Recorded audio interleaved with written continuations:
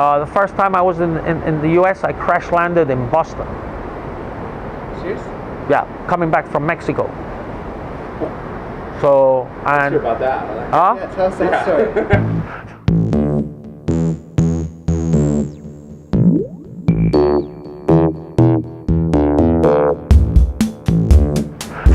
so there's always wonderful stories, but yes, apparently someone didn't package the vegetables properly on the plane, and vegetables, when they decompose, they give off CO2. So it set the fire alarms off on the plane, but the plane didn't really,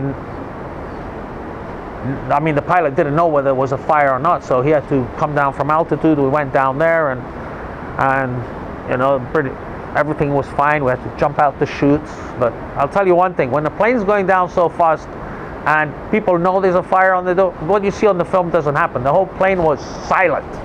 Nobody said anything. So there's no screaming going on. Praying silent. Yeah, it's like, so when we landed there, I'd never been to the States, so while we actually had to land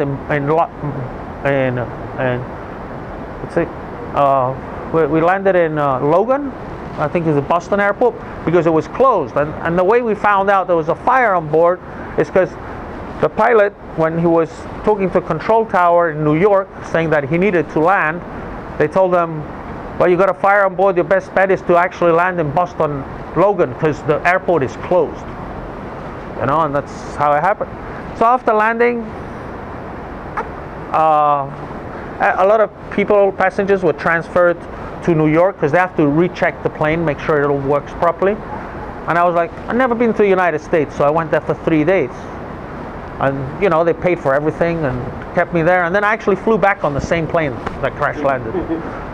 So, but my time over there was very interesting because I went in to have a coffee, right? And if you go to Europe, or even if you go to Mexico, you will not find coffee that is 20 ounces.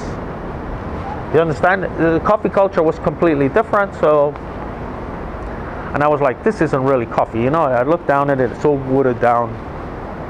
So that's why I kind of opened the coffee store here.